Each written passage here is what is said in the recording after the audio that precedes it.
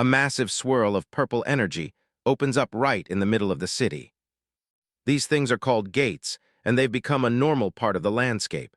Yoon Gaon walks past one without even a second glance. He's got bigger things on his mind. As of today, he's officially independent from his orphanage. Life as an orphan is a tough path, but thankfully, he's got a government settlement subsidy to help him start his new life. He remembers his director telling him about a system that triples your allowance if you manage to save it. Back then, he was just a kid dreaming of how many burgers that would eventually buy him. Following that advice, he saved every penny, and now his savings have officially tripled. He's ready to deposit his safety deposit, but a man in a balaclava is approaching the bank with a sword.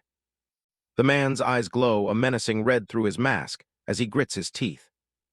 Unaware of the threat, Gaon sits at the counter, asking to open a special savings account. He's doing the math.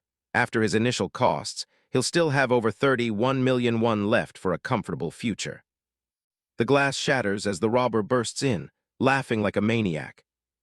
People are stunned as the intruder lunges into the lobby, and everyone starts panicking. He demands that nobody move, brandishing a jagged blade. Gaon's dreams of a smooth life are already hitting a wall. The bank robber screams for everyone to get their hands up as he waves the weapon around. He's wild-eyed, and his sword features a strange, glowing red gem near the hilt. A bank guard doesn't waste any time, drawing his revolver with a steady hand. He points the gun at the robber, ordering him not to move or he'll shoot. Instead of surrendering, the intruder just gives a wide, creepy grin. He starts spinning his blade at high speed, creating a blur of steel in the air. He continues his flashy display, acting completely unbothered by the weapon pointed at him. He actually dares the guard to go ahead and shoot him. Gaon watches, terrified that he's looking at an awakened, superhuman warrior. It all started decades ago, when gates began appearing all over the world. Endless waves of monsters poured out of them, threatening humanity. To fight back, frontline warriors known as hunters stepped up to protect the world. These were people who had awakened magical powers to face the monsters head-on. They pushed past human limits to save civilization from the brink. If this robber is an awakened, then normal weapons might be completely useless against him. Gaon is worried that the bullets will just be deflected effortlessly. The guard pulls the trigger, and a single shot rings out through the bank. The bullet streaks through the air toward its target. It heads straight for the intruder, who is still standing his ground. The robber just keeps that arrogant smile on his face as the shot closes in. He swings his sword in a wide arc, clearly trying to intercept the bullet. The people inside watch in pure terror as the impact cloud erupts. Dust and smoke fill the entrance area as the movement stops. Everyone is frozen, their faces twisted in absolute shock at what they just saw. The robber lets out a quiet chuckle, looking like he's won. But then his eyes go wide as smoke starts rising from a bullet hole right in the center of his forehead. He drops flat on his face, dead instantly. His sword clatters to the floor alongside him. Gaon is biting his lip in pure embarrassment, wishing he hadn't actually been impressed by the guy for a second. The guard rushes forward, shouting to see if everyone is okay and if anyone needs help. While everyone is focused on the dead robber, the strange sword on the ground begins to glow with an eerie light. The sword actually starts speaking, calling the fallen robber a useless, pathetically weak fool. It demands that a human grab its hilt, promising to grant them immense power in exchange. The crowd is terrified, calling the talking weapon a monster as they back away. The blade continues its dark sales pitch, telling them to indulge in blood and become the ultimate being. Everyone's eyes start glowing purple as the sword's influence spreads. A young woman desperately begs an elderly lady to hold on as the dark energy starts affecting her. Parents cover their children's eyes while others pray to heaven, trying to resist the temptation. One man completely loses it, screaming about ice as the corruption takes over his mind. The scene is absolute chaos as people struggle against the mental assault. Gaon is still on his knees, seemingly frozen. Suddenly, Gaon stands up, catching the eye of a nearby man who's confused by his movement. With purple light flaring from his eyes, Go-on mutters something about his precious. He suddenly lunges toward the sword. The people around him scream, thinking he's been completely bewitched. Go-on has a wild, manic look on his face as he dives through the air, ignoring the warnings. He's moving with incredible speed, literally jumping over people to reach the weapon. He tucks into a roll, vaulting off the backs of bystanders as he barrels forward. His expression is pure madness, tongue hanging out as he reaches for the hilt. The bank guard tries to block his path, yelling that he won't let him pass. Go-on just slides right under the guard's legs with a smirk on his face. His hand finally clamps down on the jagged hilt of the demonic blade. The moment he touches it, a massive pillar of purple fire erupts around him. He lets out a chilling laugh as the energy surges. The witnesses are horrified, realizing he successfully grabbed the monster. The purple aura intensifies, swirling around Go-on as the contract begins. Everything goes white for a second as he drops to his knees, still clutching the blade. People nearby are distraught, feeling completely helpless that they couldn't stop him from being entranced. The guard tentatively approaches the kneeling boy, asking if he's still in there.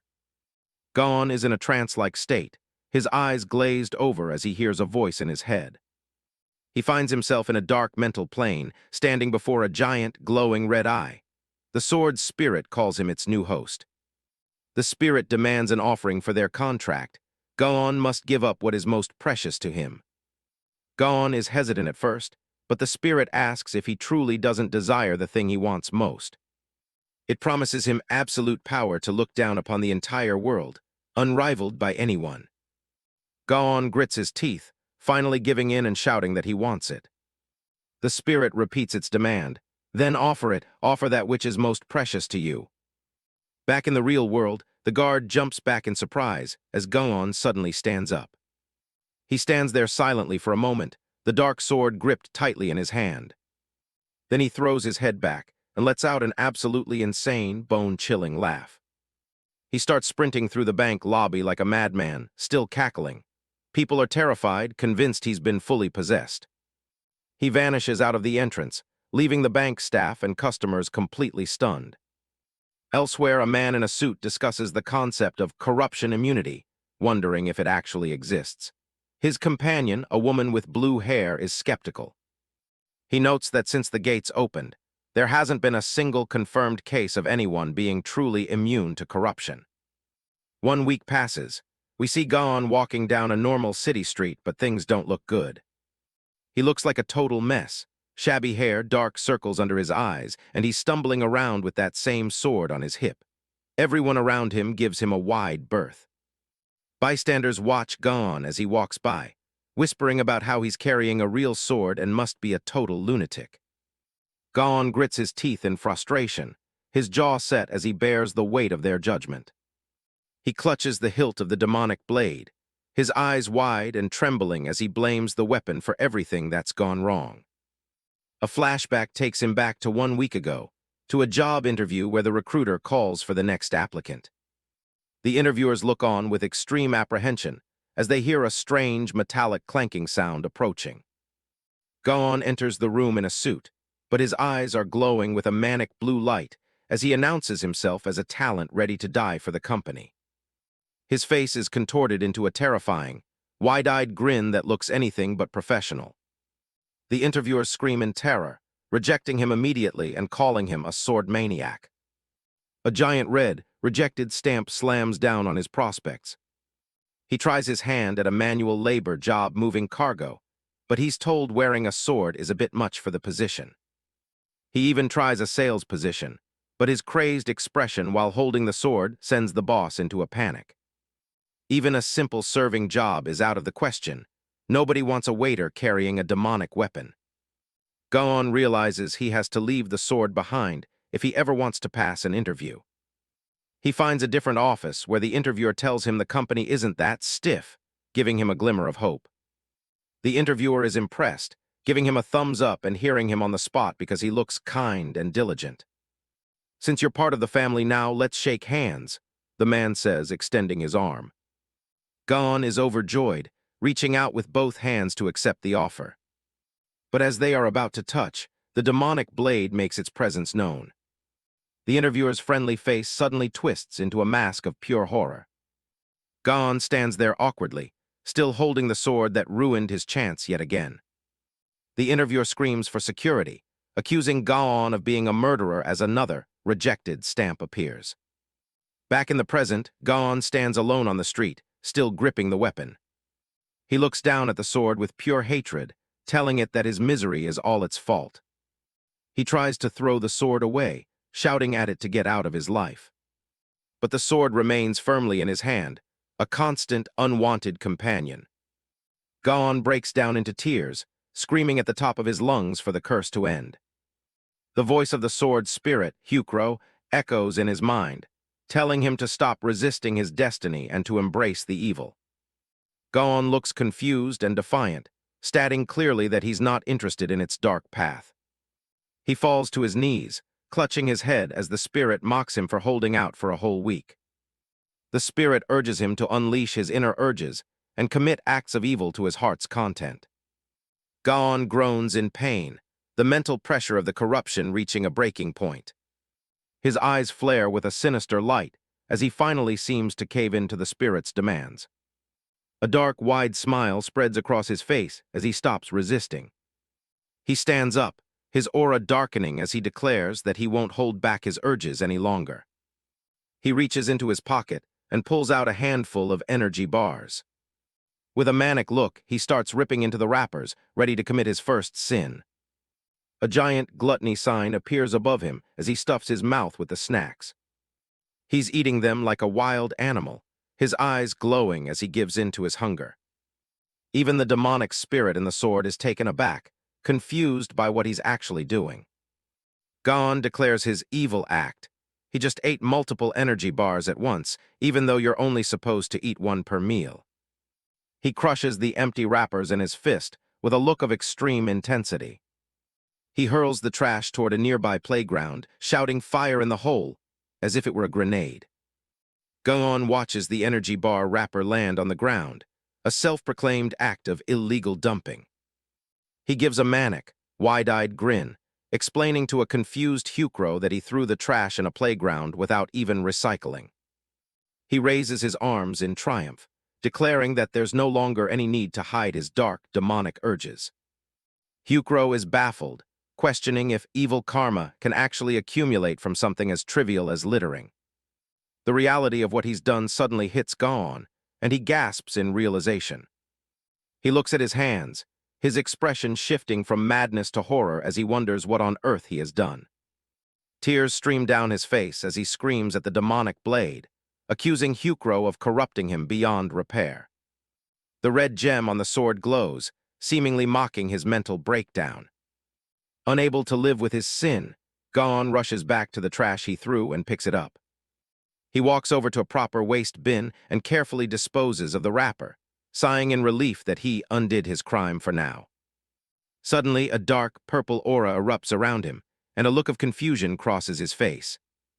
The image of a stern-faced man in a suit, Manager Kim, appears in his mind, warning him that revering causality will have massive consequences.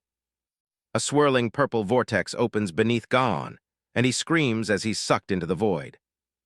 He snaps his eyes open with a sharp gasp, the nightmare ending as abruptly as it began. Gon finds himself sitting on the floor of his apartment, bewildered and wondering when he even got home. Sweat beads on his forehead as he tries to piece together the gaps in his memory. He places a hand on the floor and recoils. The wood is uncomfortably hot. He looks up at the air conditioner, which is running at full blast despite the window being wide open. He stares out at the city skyline, the weight of his actions beginning to settle in.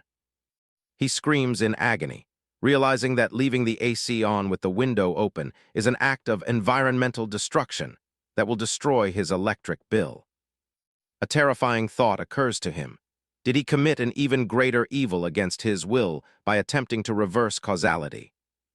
He recalls a sinful moment where he gave a man directions with only words, instead of walking him to his destination.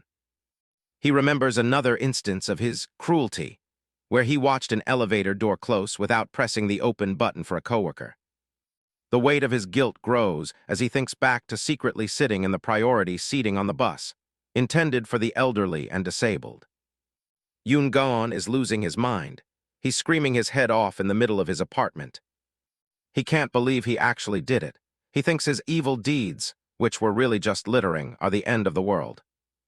On the floor, Hyukro is basically frying. The cursed sword tells him to turn off the floor heater because it's baking. The protagonist stays hunched over in his room.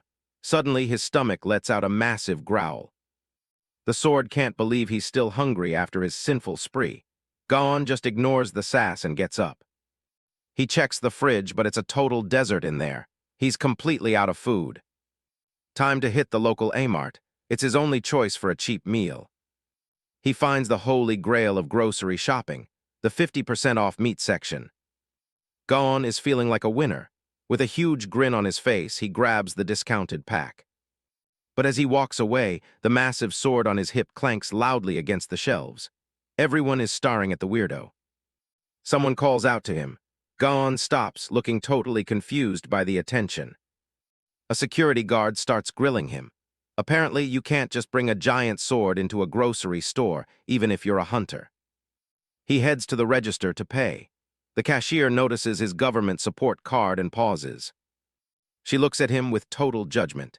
If he's not a licensed hunter, she wants to know why he's carrying a weapon around.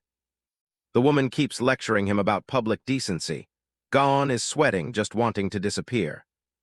Finally, the card reader beeps. The payment for his half-priced meat goes through.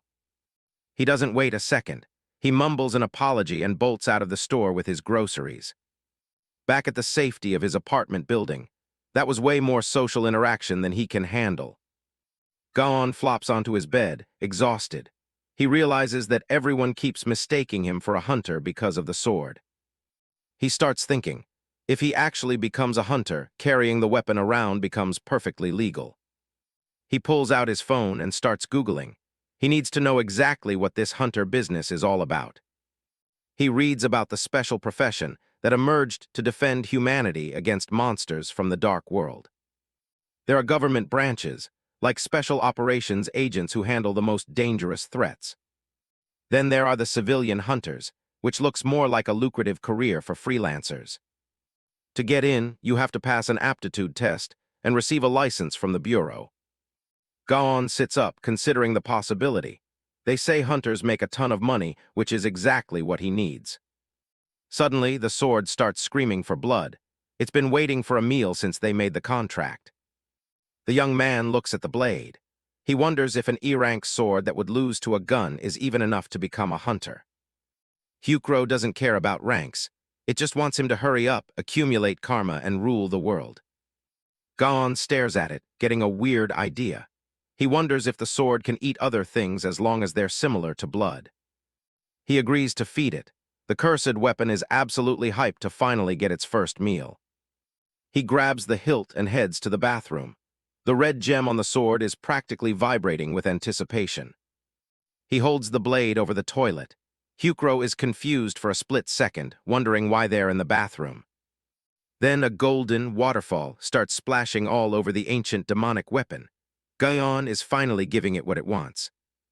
In its mind, the sword thinks it's soaking in a majestic fountain of blood after centuries of thirst. But then it stops. It asks its master why this blood tastes so incredibly salty. Gaon doesn't miss a beat. He tells the sword it's just because people have high cholesterol and eat too much salt these days. He stands there in the bathroom, finishing his business while the sword greedily drinks its meal. Hyukro sighs in satisfaction. It thinks that was the best meal it's had in a long, long time. The protagonist smirks to himself. Since urine is filtered from blood, he figured it was technically close enough. He gives the blade a quick bath under the shower head. The sword thinks it's getting some top-tier service. Gaon realizes his experiment worked. If it can drink that, it'll definitely be fine with monster blood once he starts hunting. Hyukro is starting to get very suspicious. It wants to know exactly where this blood came from. Gaon tries to act tough, claiming he just stabbed some random guy on the street. The sword isn't buying the act for a second. It calls him out immediately. For a guy who felt like a villain just for littering on a playground, There's no way he actually killed someone.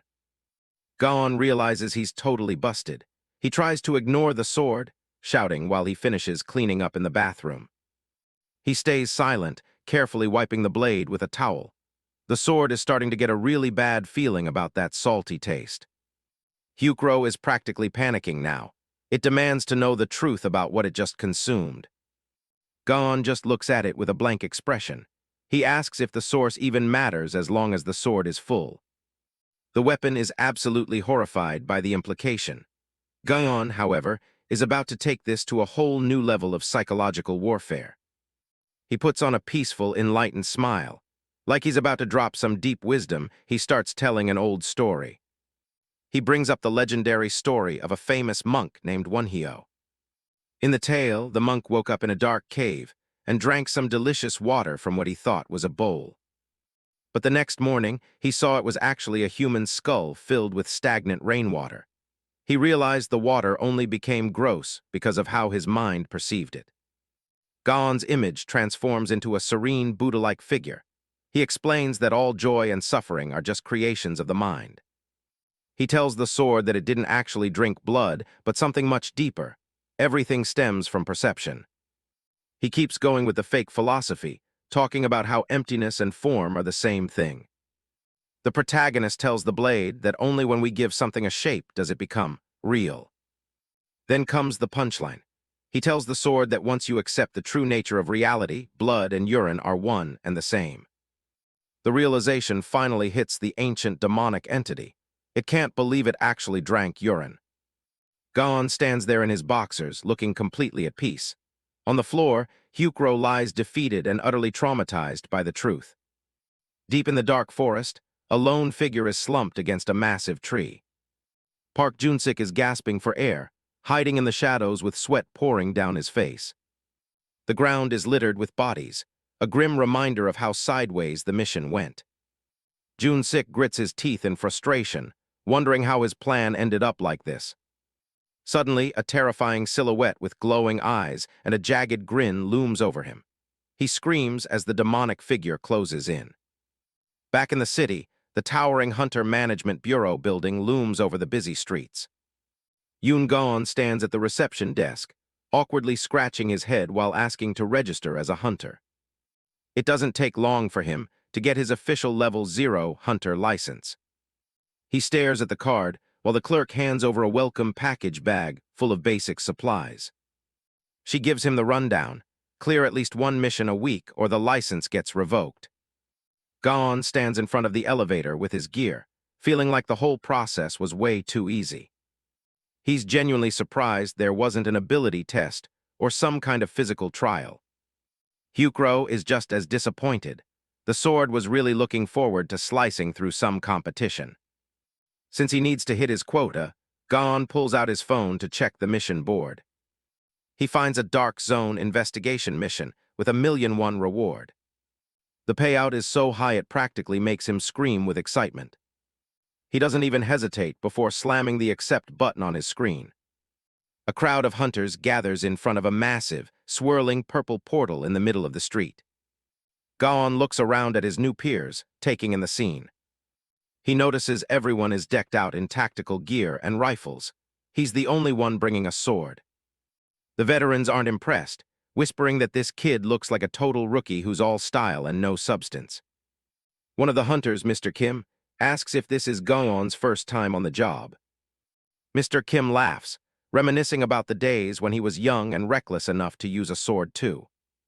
The chat is cut short as an official announces the start of the Karma Index inspection. The vibe gets heavy as one hunter is flagged for a high score and barred from entering the zone. Mr. Kim explains that the index tracks corruption risk. Anything over 5,000 is a no-go.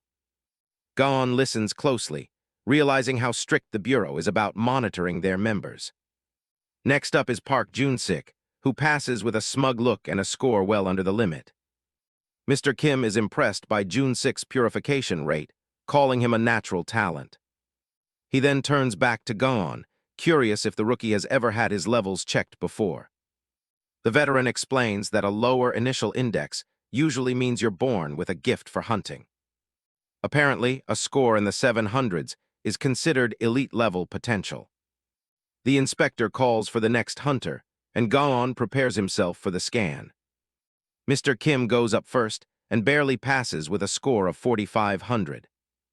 Now it's finally Gaon's turn to step up to the scanner. He stands still as the inspector points the device at his forehead to get a reading. She checks the screen, expecting just another routine number. Her face goes pale as the device starts screaming a warning. The hunters behind him are in total shock as they see his score is a staggering 58,000. Weapons are drawn in an instant. The team surrounds Gaon, screaming that he's already been corrupted. Gaon is caught in the middle of a nightmare, desperately calling out for Mr. Kim to help him. But there's no reasoning with them. One hunter screams as he opens fire at point-blank range. Just as things are about to get ugly, the inspector realizes she messed up. Gaon keeps his hands up, waiting for the verdict. She waves her hand frantically, apologizing for the major screw-up. It turns out she just misread the decimal point. His actual score is a measly 0.58. Gaon laughs it off, even though he has no idea what that number actually implies. The mission officially begins as the team steps through the purple portal and into a dense, dark forest. Gaon gears up with his gas mask and a small sickle, ready to do some low-level gathering. He's busy digging up weeds for the mission when Hyukro starts whining in his ear, begging for a taste of blood. One of the veterans stretches his back and calls for a break, already tired of the manual labor. They start teasing Gaon, saying a guy with such low karma doesn't even need to rest. Gaon just sighs, still annoyed that the machine's error almost got him shot in the face. The rest of the team isn't having much luck either. The forest is a total bust, and they haven't found anything valuable. While everyone is relaxing, Mr. Kim starts huffing and coughing like he's struggling to breathe. His eyes are bloodshot and wide, a clear sign that something is seriously wrong behind that mask. Gaon and the others notice the red aura around him and ask if he's showing symptoms of corruption. Mr. Kim doesn't say much and immediately jams a needle into his arm to keep himself steady. He's trembling and gasping for air, clearly pushing himself way past his limit. He claims it's fine and that a shot of morphine is all he needs to power through. Mr. Kim warns Gaon not to get cocky just because his karma is low. The zone doesn't care about stats. He reminds the rookie to take care of his mask and rest up, probably because he knows how bad things can get. The team gets back on their feet, the sound of boots crunching through the leaves filling the silence. Park Jun-sik walks up to the group, and the others ask if he's found anything worth their time. He's tired of digging for pocket change and tells everyone to gather around. He's found a goblin settlement. Deep in the village, a green-skinned goblin with glowing red eyes lets out a blood-curdling scream. The hunters don't waste any time, opening fire and shredding through the first wave of monsters. Jun-sik leads the charge, keeping his finger on the trigger as the goblins close in. He activates a skill called Accelerate, his hand glowing with a sinister red light. He turns into a blur of motion, picking off goblins with precision while calling them too slow. Gaon watches from the sidelines, feeling useless with just a sword while the big guns do all the work. He spots a small hut in the distance and decides to check it out for himself. A stray goblin lunges at him from the brush, waving a club and looking for an easy kill. Hyukro's red eye snaps open, mocking Gaon for being too kind-hearted to fight back. But Gaon isn't a pacifist. He draws his blade and cleaves the monster in two with one clean swing. He stands over the corpse, looking a bit dazed as the reality of his first kill sinks in. He remembers his days at the orphanage, where the director gave him one strict rule: never use violence against people. Little Gaon had asked the priest if that rule applied to things that weren't people. The director had given him a big thumbs up, essentially giving him the green light to go wild on monsters. With the correct answer in mind, Gaon plunges his sword into the goblin to let it feed. As the sword drinks, Gaon feels a strange, cold energy surging into his own body. Hyukro explains that he's absorbing the goblin's karma and soul, turning the kill into pure power. The sword laughs at human hunters, calling them fools for only taking the leftovers while leaving the best parts behind. Nearby, a hunter pulls out a tactical knife to start collecting trophies from the dead. Mr. Kim is busy harvesting goblin crotches, joking about how they fetch a decent price on the market. The team calls out to Gaon, and he casually tells them he took care of a stray goblin while they were busy. The team decides to focus on finding the artifact first, leaving the goblins for later. They're convinced the boss is hiding nearby. Excitement builds as they imagine the riches they'll gain. 10 million won is enough to change their lives, and everyone has a different dream for the money. The group approaches a large, ominous wooden building, its entrance adorned with human skulls mounted on stakes as a grisly warning. With guns at the ready, the hunters cautiously push open the heavy doors, their breaths hitching as they step into the dark interior. Gaon's eyes go wide behind his mask as he sees something truly horrifying inside the structure. A grotesque staff topped with a horned skull glows with a malevolent red light, pulsing with dark energy. The room is a slaughterhouse, filled with the remains of sacrifices and steeped in an atmosphere of pure dread. In the center of the room, a shadowy figure hunches low, clutching the staff and radiating a powerful, murderous intent. The creature's eyes snap open, burning with a brilliant, predatory red light as it bares its jagged teeth in a wicked grin. A roar of dark energy erupts as the goblin shaman reveals itself, its feathers and tribal garb glowing amidst a swirling crimson aura. The shaman screeches a war cry, raising its staff high to summon its dark powers against the intruders. Its face is a mask of pure malice, every line and wrinkle emphasized by the terrifying red glow of its eyes. Suddenly, a bright flash of light consumes the shaman, silencing its screams in an instant. The powerful monster collapses to the floor, dead before it could even cast a single spell. The hunters stand over it, guns still smoking. One of the hunters admits he was so startled, he just started firing blindly, but the team leader shrugs it off as a job well done. They find a small, glowing ring on the shaman's finger, an artifact that looks like it could fetch a massive price. The hunters marvel at their find, though they worry if it's a monster in disguise, which would drop its market value. Gaon reaches out to take a look, but the veteran warns him not to actually put the thing on. Hyukro's red eye narrows as it watches Gaon, a sense of foreboding settling over the magic sword. Gaon suddenly enters a trance-like state, a wild laugh escaping his lips as he gazes at the ring like it's the only thing in the world. And so Gaon was pulled into a dark, ethereal realm where a voice whispered to him, promising ultimate power. He stood there, bewildered and vulnerable. Gaon flatly refuses the offer, saying he has absolutely no need for things like power. The spirit is shocked, but Gaon mocks its limitations, asking if it can even conjure up a beef burger combo. The spirit desperately insists it can provide anything, its purple mist swirling around the unimpressed protagonist. The catch is revealed, a sacrifice is required. Gaon looks thoughtful, but he's already losing interest in the spirit's games. When the spirit asks for the souls of his kin, Gaon decides he's done and walks away, much to the spirit's annoyance. Gaon snaps back to reality, his eyes wide with surprise as he realizes his team has their guns aimed right at him. Confused, Gaon puts his hands up. The hunters tell him he started acting like a possessed man, whispering about his precious. He hands the ring back, but the atmosphere remains tense. One of the hunters, Kim Tae-jin, is hunched over and gasping for air. Tae-jin's eyes have turned a hollow, ghostly white behind his mask, a terrifying sign of advanced corruption. The team leader realizes Tae-jin is too far gone and orders everyone to evacuate the building immediately. Tae-jin insists he's fine and just needs to swap his filter, but the dark energy swirling around him says otherwise. As the team moves to leave, Park Jun-sik stops them, a cold and calculating look in his eyes. Hyukro senses a sudden threat and screams for Gaon to dodge, just as a small metallic object is thrown. A hail of gunfire erupts as the hunters are caught in a brutal ambush by their own teammate. Blood splatters against the walls. Jun-sik doesn't hesitate, spraying the room with bullets and turning his former allies into targets. Gaon scrambles for cover, diving through a doorway as bullets chew up the wooden frame behind him. Jun-sik laughs, impressed that the rookie actually had the reflexes to dodge his opening volley. Gaon's heart hammers against his ribs as he checks his gas mask. The purifier canister has been smashed to pieces.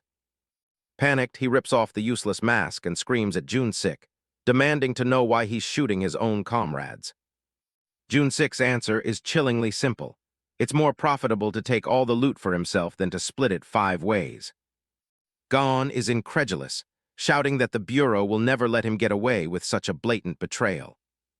Gaon is cornered against a wall, his eyes wide as Park Jun-sik coldly explains that once the gate is cleared and he returns with the artifact, no one will ever know the truth of what happened here. With a murderous glint in his eye, Jun-sik declares that Gaon simply needs to die, and he opens fire again as the young man scrambles to find a way out.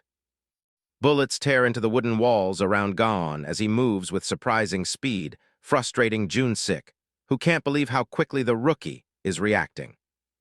Gaon stays low to the ground, his mind racing for a counter-strategy while his hands instinctively grip the hilt of the disastrous magic sword, Hyukro.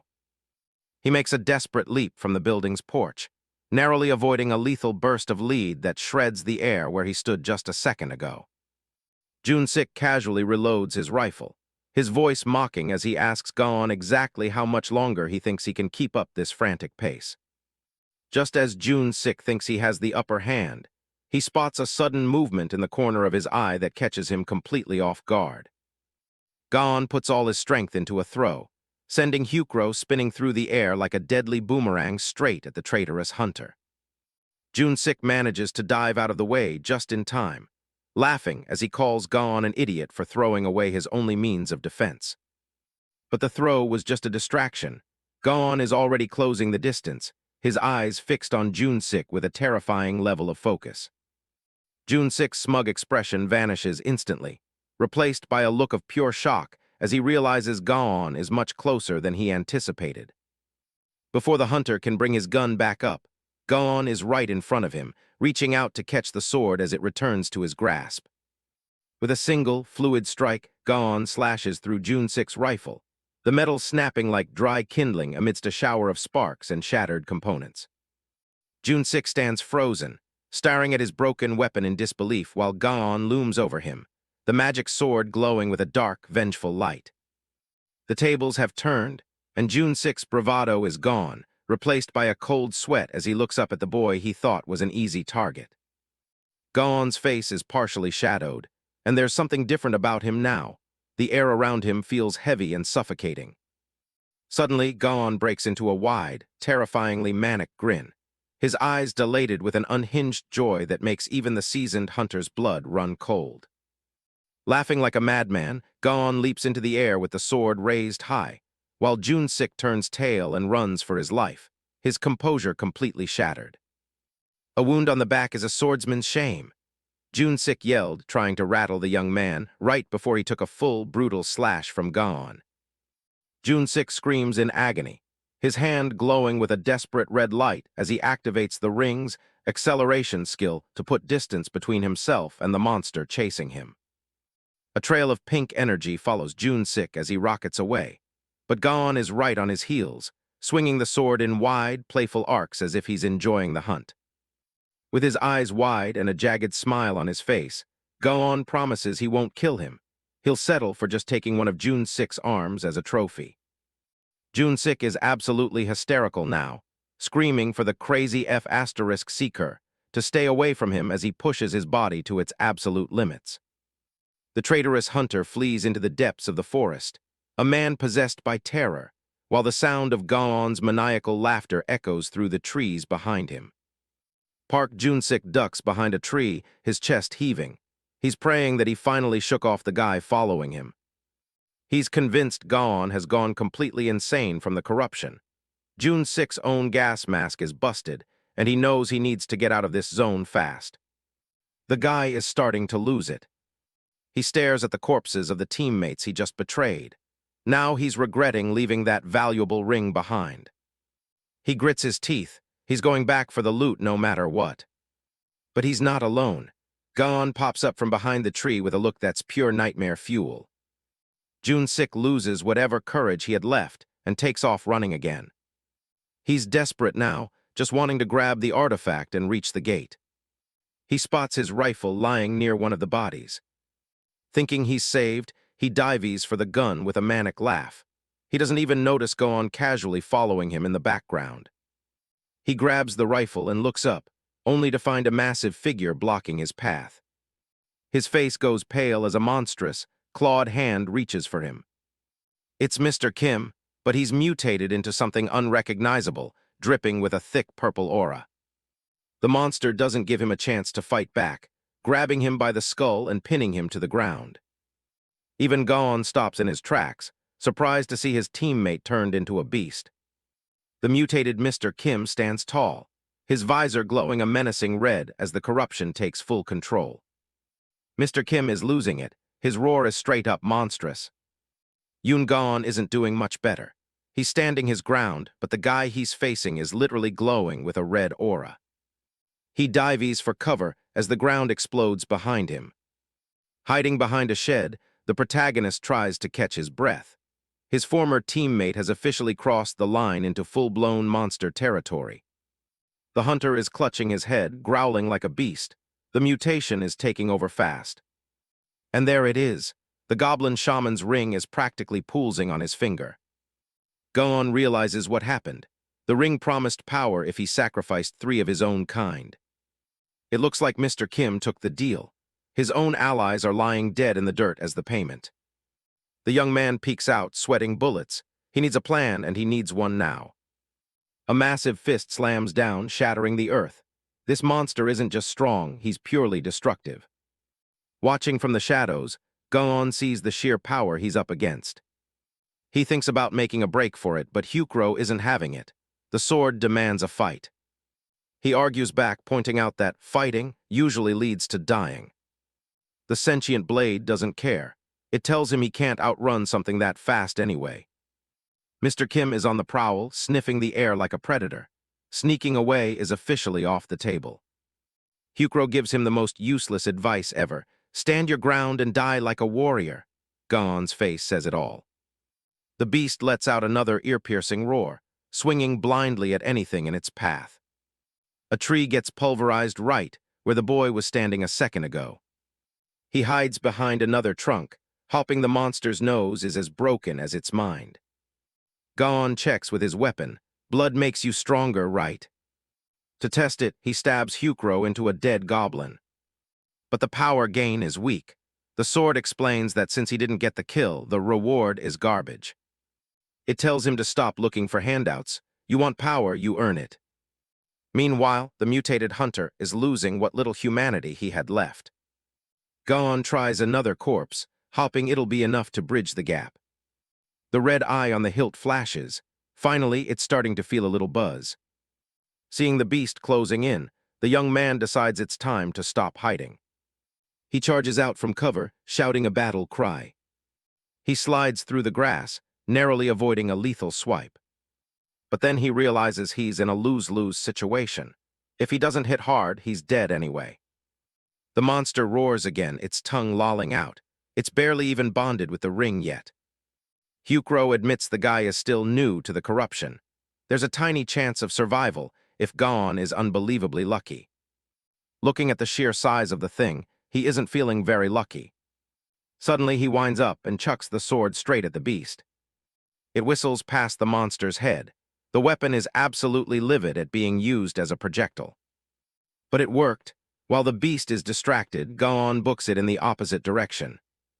He's got a destination in mind. He just needs to remember where they put it. There it is, a literal mountain of goblin corpses they'd piled up earlier. He catches the sword as it flies back into his hand. He leaps onto the pile and drives the blade deep into the mound. Drink up. Hyukro's eye goes wide. It's like an all-you-can-eat buffet of blood. A massive cyclone of dark energy erupts from the pile. Go-on stands back and watches as his weapon finally gets the recharge it needs. Go-on is standing over his improvised charging station, practically begging the sword to hurry up. But the monster is exactly in a patient mood. It lets out a low growl, eyes locked on its prey. Before the young man can even blink, the beast lunges. It's a blur of fur and claws heading straight for him. He barely dodges, looking back at the pile. The sentient blade is still doing its thing, and it's taking way too long. It's a literal game of cat and mouse now. The protagonist books it across the clearing, trying to keep the monster away from his weapon. He's sweating bullets, knowing one wrong step means he's toast. "Hey, over here," he yells, pointing at nothing to try and confuse the beast. It doesn't work. The creature is on him in a second, and he realizes he's running out of room. He remembers the catch. He can't go more than 3 meters away, or the sword teleports back and stops the recharge.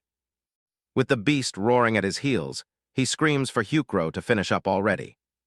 Finally, the blade lets out a massive pulse of energy. It's fully topped off and ready to go. Gaon's face hardens as the power returns to him. "All right, let's do this." He turns back just as the monster closes the gap, staring down the nightmare he used to call a teammate. A quick slide on the dirt saves his neck as the beast's claws whistle overhead. The monster stands over him, but the field is set. The demonic sword is glowing like a beacon in the pile behind him.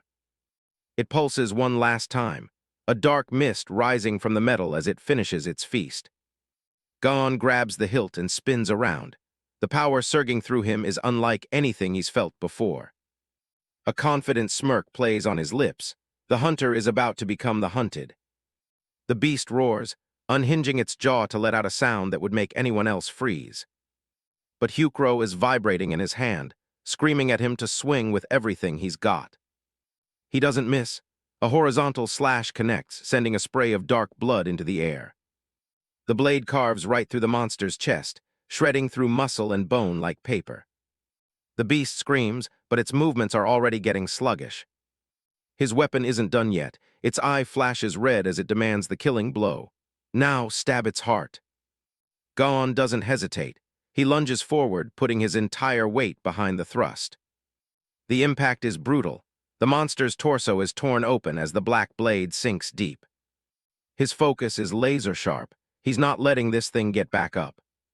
But then, he caught a glimpse of something on the monster's shoulder. It's a direct hit. The monster is paralyzed as the sword starts its real work. He drives the beast into the dirt, holding it down as it thrashes. "Drink it dry," he yells, and Hyukro is more than happy to oblige. A massive vortex of purple energy erupts from the wound as the blade begins to drain the monster's life. The beast's screams turn into gurgles as its body literally begins to wither.